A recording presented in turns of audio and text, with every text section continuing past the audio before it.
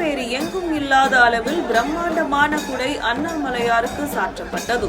இந்த பிரம்மாண்ட குடையில் இருப்பது என்ன, அண்ணாமலையாருக்கு எப்படி போடப்பட்டது பார்க்கலாம்.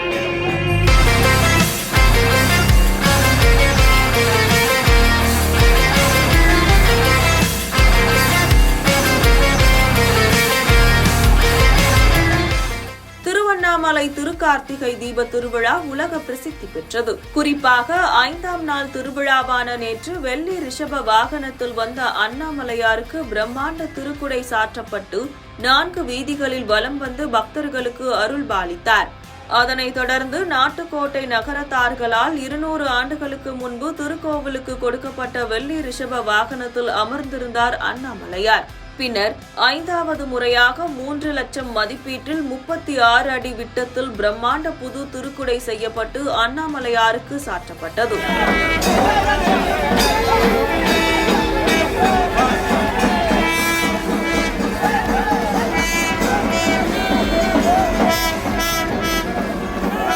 இதனை அடுத்து ரிஷப வாகனத்தில் அண்ணாமலையார் அமர்ந்தவுடன் பிரபை சாற்றப்பட்டது.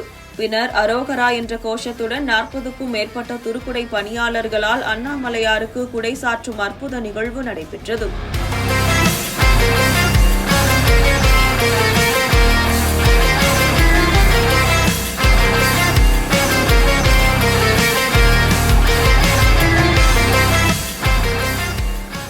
இந்த அற்புத நிகழ்வு குறித்து பேசிய பிச்சக மிராசு விஜயகுமார், அண்ணாமலையாருக்கு திருக்குடை போடும் பணியாளர்களுக்கு சவாலாக இருப்பது ஒரு விஷயம்தான்.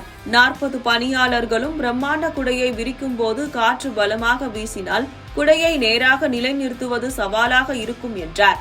அது மட்டுமின்றி திருக்குடை பற்றி பல்வேறு சுவாரஸ்யமான தகவல்களையும் பகிர்ந்து கொண்டார்.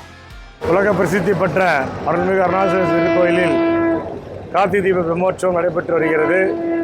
அதில் மிகச் சிறப்பான ஒரு விழாவாக இந்த 5ஆம் நாள் திருவிழா ஆசியாவிலே ஏன் உலகத்திலே எங்கும் இல்லாத அளவிற்கு ஒரு பெரிய ரிஷப வாகனத்தில் சுவாமி படி போட்டு ஏற்றி ஒரு 20 ஜான் அளவுடைய பெரிய குடை சாற்றப்பட்டு அந்த குடையில் சுவாமி வந்து 4 வேதங்கள் சாட்சியாக பவனி வருவது தொன்று தொட்டு நடைபெற்று வருகிறது. இந்த வருடமும் மிகச் சிறப்பான முறையில் மிகப்பெரிய குடை சாற்றப்பட்டு விழாவானது மிகச் சிறப்பாக நடைபெற்று கொண்டிருக்கிறது. இந்த விழாவில் பிச்சகர் பணி என சொல்லக்கூடிய அந்த குடை சாற்றுகின்ற பணிகளில் சுமார் ஒரு 40 பேர் ஈடுபட்டு இந்த திருக்குடையை சாற்றி இந்த விழாவை சிறப்பித்து வருகிறார்கள். அவர்களுடைய பணி பாராட்டிற்குரியது. இது போன்ற இந்த விழாவானது நாட்டுக்கோட்டை நகரத்தார்கள் சார்பாகவும் இந்த வாகனம் இந்த குடை செய்யப்பட்டு இப்போது சாற்றப்பட்டுள்ளது. இதனை அடுத்து திருக்குடை ஏற்றியவுடன் பஞ்சமூர்த்திகளுக்கு மகா தீபாராதனை நடைபெற்றது.